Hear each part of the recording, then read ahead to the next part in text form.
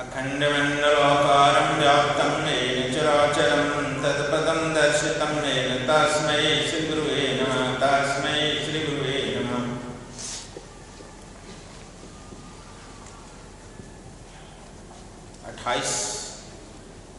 दिसंबर को ही करके गए थे, आज 12 जनवरी हो गया।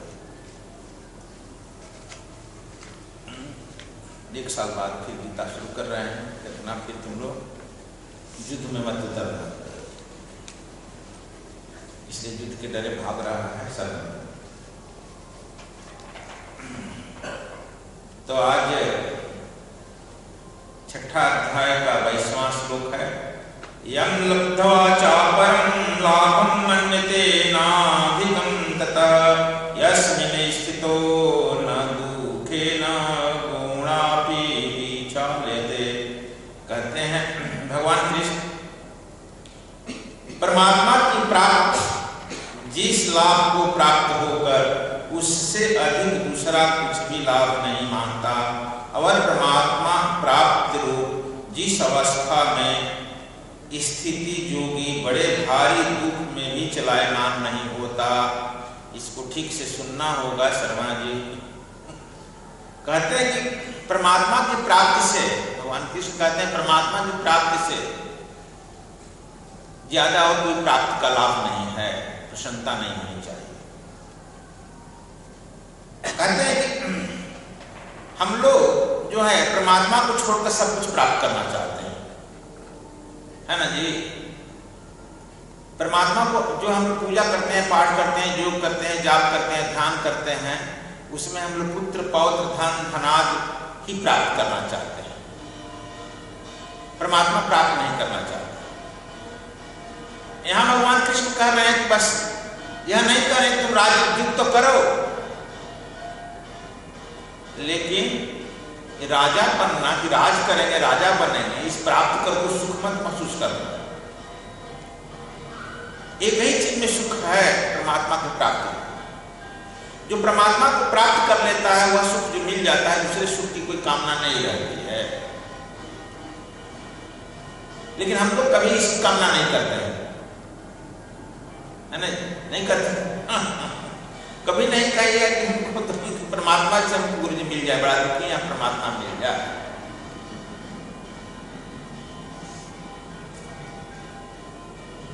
यदि परमात्मा के लिए चलो भज लो, परमात्मा यदि मिल जाए सारा दुख समाप्त हो जाएगा। कोई दुख ही नहीं है, सुख ही सुख है, आनंद ही आनंद है। हम लोग दुख झेलने के आदी हो गए हैं,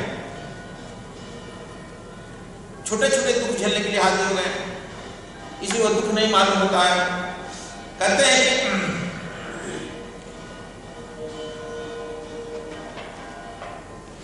प्रत्येक व्यक्ति रोज छोटे छोटे दुख झेलने के आदी हो गया है। यदि उसे दुख न मिले तो उसका मन भी नहीं लगेगा। जैसे तुम मीठा खाते खाते आदी हो जाओ तो ज्यादा मरचा खाने लगते हो, तीता खाने लगते हो, कड़वा खाने लगते हो। देखता है कोई नीम का पत्ती चबाने लगता है, जब तक स्वाद बदलता नहीं है नहीं आते हो। इसलिए हम लोग दुख चाहते हैं, नहीं तो उसके बिना अच्छा भी नहीं लगेगा। पत्नी यदि हमारी सेवा करने लगे, मारे पीटे नहीं, तो भी हमको अच्छा नहीं लगेगा। जब मारती है, थप्पड़ लगाती है, तो कहते अब आज कुछ आज नींद लगेगा। तो हम लोग दुख के आदी हो गए हैं। फ्रायड ने अपने मरते समय, फ्रायड इस दुनिया का सबसे बड़ा मनस्विक था,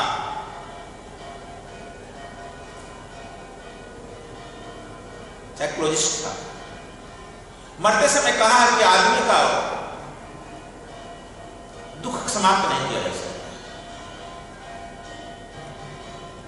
कम किया जा सकता है। फ्रायड ने कहा दुख कम किया जा सकता, समाप्त नहीं किया जा सकता। इसका मतलब विज्ञान कितना हो डेवलप कर जाए, साइंस कितना हो डेवलप कर जाए, यहाँ कितना हो विकास कर जाए, लेकिन इस विज्ञान से दुख समाप्त नहीं हो सकता है, यह कह दिया गया। लेकिन भगवान कृष्ण कहते हैं कि यदि परमात्मा ही आपको प्राप्त हो जाता है तो दुख का कोई नाम ही नहीं रहता है। लेकिन हम चूंकि दुख के आदी हो गए हैं, इसलिए परमात्मा से प्रार्थना करते रहते हैं, परमात्मा ऐसा मत करो, दुख मत हटाओ, नहीं तो हमको मन नहीं लगेगा।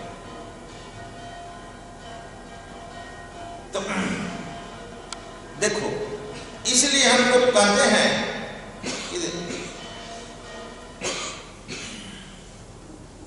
कि परमात्मा से हम लोग दूर रहते हैं।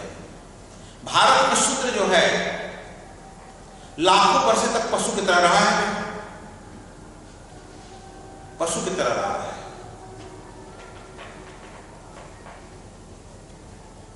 लेकिन उस दुख से कहां वह हुआ है?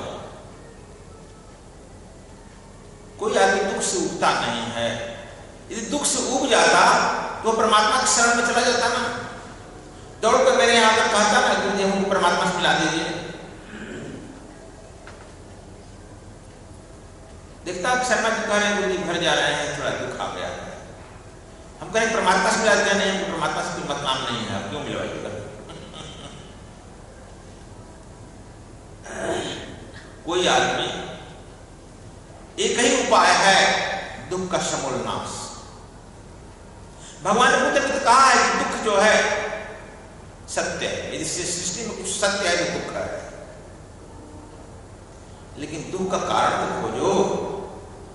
जब कारण खोजेंगे तो निवारण हो सकता है। हम लोग खोजते ही नहीं है। हम कहते हैं कि नहीं हमारी पत्नी ठीक नहीं है, पत्नी कहती है कि पति ठीक नहीं है। यदि दोनों ठीक हो गए तो कहता लड़का ठीक नहीं है, लड़का ठीक हो गया तो पतोह ठीक नहीं है, पतोह ठीक हो गया तो नाते ठीक नहीं है। ठीक हम अपने मन के अनुसार बनाना चाहते हैं ना। परमात्मा सबको दिए जा रहा है अपने अनुसार। परमात्मा किसी को बेकार दे नहीं रहा है, बेकार दे रहा है। परमात्मा सबको बनाया जा रहा है, बनाया जा रहा है। सुने एक फकीर एक रात आश्रम में रुक गया। चेतन जी का आश्रम में रुका।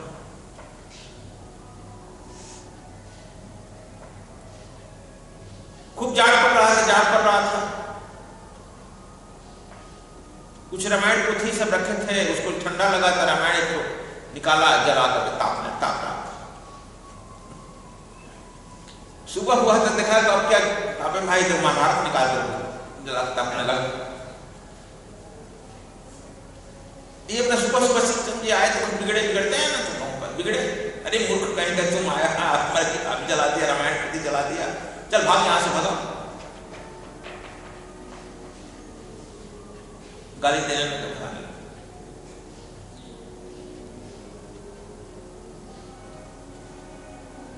तो सुनते हैं पोथी जो जलाया था उसमें से बोल उठे, पोथी वो बोल उठी, यह 40 वर्ष का हो गया पगला, 40 वर्ष मैं इसे झेल रहा हूं, मैं तुझे डांटा नहीं, तू रात भर में इसे डांट दिया। जी याद है, रात भर में तुझे डांटने लगा, बुलाने लगा। मैं इसे 40 वर्षों से झेल रहा हूं।